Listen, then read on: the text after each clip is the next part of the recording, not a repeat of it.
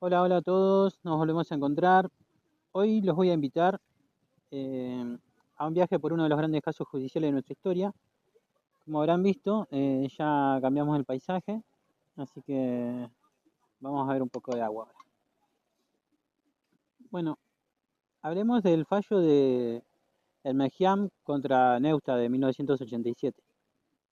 Y les voy a aclarar que no es solamente para contarles lo que pasó, sino que es para que aprendan cómo lo tienen que interpretar. Qué es lo que hay que ver, cómo leerlo, qué significa cada parte. Y lo más importante es por qué te tiene que importar. Así que bueno, arranquemos. Ustedes saben que a mí me gusta esto de la máquina del tiempo, así que los voy a invitar a que se suban y nos vayamos al año 1987. En esta época el país estaba viviendo una etapa muy particular y apenas habían pasado 4 años del regreso de la democracia, tras la dictadura que nos había asolado del 76 al 83. Gobernaba por aquel entonces Raúl Alfonsín, que fue el primer presidente elegido democráticamente después de la caída del régimen. Y él tenía el proyecto de consolidar el Estado de Derecho, los derechos humanos y la libertad de expresión. Era un momento tenso, hay que decirlo, porque por un lado se estaban celebrando los juicios a los comandantes y por otro los sectores militares empezaban a presionar. En lo cultural reinaba un clima de debate intenso. La televisión recuperaba la política, los medios se llenaban de opiniones encontradas, y en ese marco aparece el señor Bernardo Neustadt, que fue un periodista de fuerte presencia mediática. Y con él se iría a desencadenar un episodio que va a terminar a dar nacimiento a un fallo que sigue siendo estudiado hasta el día de hoy. ¿Quiénes son las partes? Bueno, identifiquemos las partes. El demandante es Gregorio Mejian, es un abogado y filósofo de la fe armenia y católica. El demandado, como bien dijimos, es Bernardo Neustadt, un periodista muy conocido por su programa en aquel tiempo que se llamaba Tiempo Nuevo y que era de gran influencia también.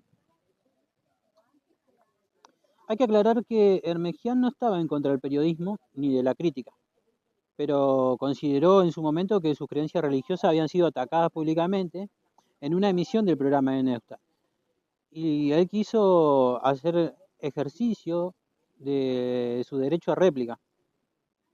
Pero Neusta, ¿qué le dijo Neusta? Le dijo, ¿sabes qué? Los minutos en televisión salen muy caros, así que yo acá no te voy a dar nada. Y esto da inicio a una demanda. ¿Quién resuelve el caso? Bueno, en el fallo hay que identificar quién es el que lo resuelve. Y estamos hablando de la Corte Suprema de la Justicia de la Nación, o sea, la última instancia que tenemos en lo judicial. Es el máximo tribunal del país. En 1987 la Corte todavía funcionaba bajo la Constitución reformada hasta 1957. Ustedes recuerden que la gran reforma iba a llegar recién en 1994. Por lo tanto, los tratados internacionales de derechos humanos todavía no tenían aún jerarquía constitucional. Acuérdense que la Constitución dice, bueno, los tratados internacionales tienen jerarquía igual que la Constitución. Bueno, todavía no estaba la reforma, ¿sí? Así que es algo muy novedoso para ese momento. ¿Qué significa esto? Que los jueces demostraron una visión avanzada, o sea, se avanzaron sobre lo que se iba a venir después, que era la reforma. Bueno, identifiquemos los hechos relevantes. Hechos. Neustadt, en su programa, hace declaraciones críticas hacia las religiones, en particular contra el catolicismo. Hermegian, como ciudadano afectado, pide ejercer su derecho a réplica, es decir, que se le concediera un espacio en el mismo programa para dar su versión. Neustadt, bueno, como ya dijimos, se niega y argumenta que él iba a decidir libremente los contenidos de su programa, que nadie podía decidir por él qué es lo que iba a transmitir. Bueno, entonces, ante la negativa, Hermegian recurre a la justicia, invocando al derecho a defender su honor. Acuérdense que en la Constitución tenemos el artículo que habla sobre el derecho al honor, entre la privacidad de las personas y demás. Bueno, este es el derecho que invoca Hermegian, ¿sí? Eh, y que está ligado a defender su honor y las creencias. Acuérdense que nosotros tenemos el amparo de la Constitución a ejercer nuestra libre creencia. ¿Sí? Bueno, el caso se fue escalando judicialmente hasta que llega a la Corte Suprema. Acá es importante identificar cuáles son los derechos que estaban en juego, porque más allá de la disputa lo que tenemos que ver es qué es lo que está en juego. Bueno, el caso presenta un conflicto clásico de derechos constitucionales. Por un lado, la libertad de expresión, ¿sí?, que es la del periodista. El artículo 14 de la Constitución dice que el derecho de expresar ideas está garantizado y sin censura previa. Y por el otro lado, tenemos el derecho a la réplica, que está vinculado a la protección del honor y a la reputación de las personas. Entonces, ¿cuál es la pregunta central en este caso? ¿Tiene alguien derecho a responder públicamente cuando se lo menciona de forma agraviante en un medio de comunicación? Bueno, pasemos a ver las normas involucradas. Estamos hablando de la Constitución Nacional vigente en ese momento, que era la de 1957. Dijimos que el artículo 14 nos habla de la libertad de publicar ideas sin censura previa, y el artículo 19 nos dice que tenemos derecho y nos garantiza la protección de la vida privada y el honor. Además de esto, el Tratado Internacional, que es el Pacto de San José de Costa Rica, ¿sí?, que es la Convención Americana de Derechos Humanos, ratificada por Argentina en 1984, que en su artículo 14 reconoce expresamente el derecho de réplica, ¿sí? Pero atención, porque en ese momento todavía no tenía la jerarquía constitucional. Acuérdense lo que le comenté, todavía no llegaba la reforma. Eso va a venir recién en 1994. Entonces acá la pregunta es, ¿puede un tratado ratificado, aunque sin rango constitucional, ser directamente aplicado por un juez? ¿Por qué surge esta pregunta? Porque la ley suprema es la Constitución. Estamos todos de acuerdo que la ley suprema es la Constitución. En ese momento el tratado no tenía una jerarquía constitucional. Entonces, si la ley suprema es la Constitución y el artículo 14, que habla de expresar libres ideas sin censura, está por arriba de un tratado internacional.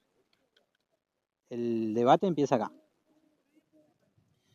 ¿Cuál es la sentencia de la Corte Suprema?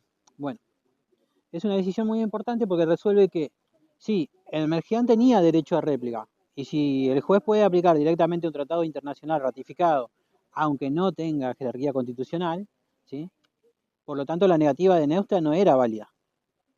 Y este fallo es un avance jurisprudencial, y por primera vez la Corte Suprema dijo que los tratados internacionales ratificados por el país tienen efecto directo, incluso sin ley reglamentaria ni jerarquía constitucional formal.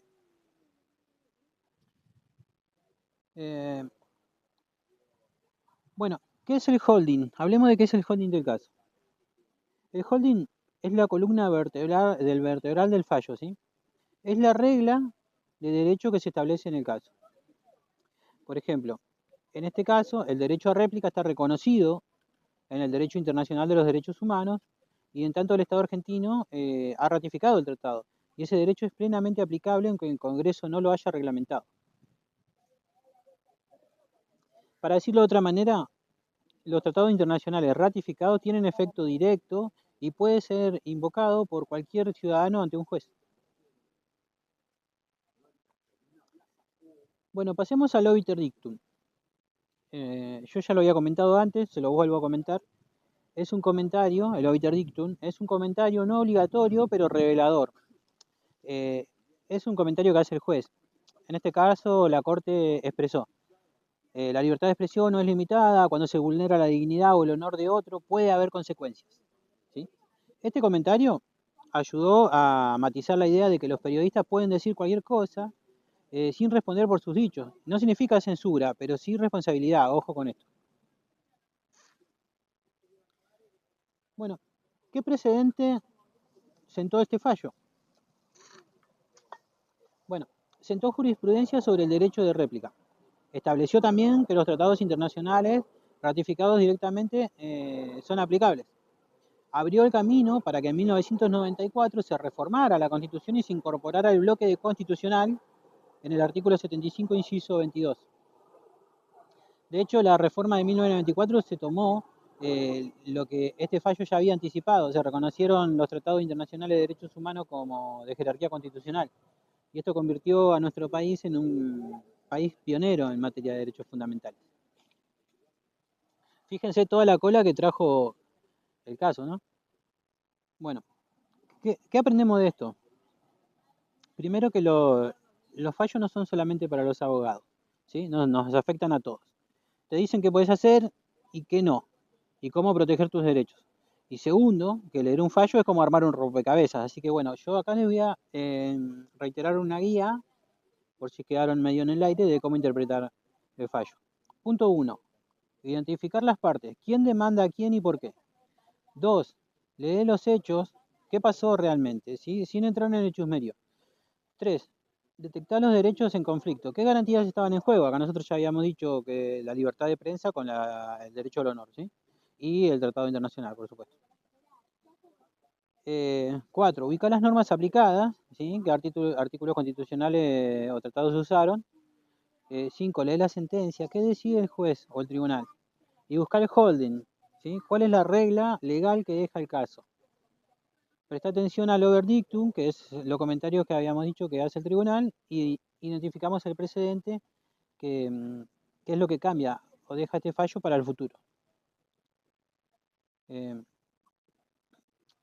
Hoy más que nunca sigue vigente, pero ¿por qué sigue vigente?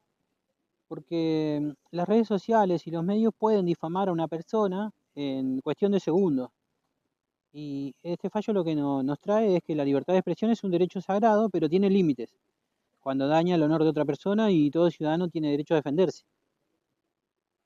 La idea de que los derechos humanos internacionales son directamente aplicables cambia la forma en que se interpreta la Constitución en nuestro país. Y ese fue un paso hacia un país más justo, más abierto al mundo, más garantista. Bueno, entonces, para reflexionar, el caso de Mergián contra Neusta no fue una pelea legal nada más entre un abogado y un periodista que se agarraron de las mechas, no. Fue un debate sobre la democracia, los derechos y el poder de la palabra, ¿sí? Y sobre todo lo que nos enseña es que la justicia no es una torre lejana, está ahí para que la ciudadanía la use. Así que bueno, la próxima vez que escuchen que alguien dice es nada más que un fallo judicial, bueno, acordate que ese fallo puede cambiar vidas, marcar historia y abrir camino como lo hizo el de Neusta. Eso es todo por hoy y nos estamos encontrando en la próxima.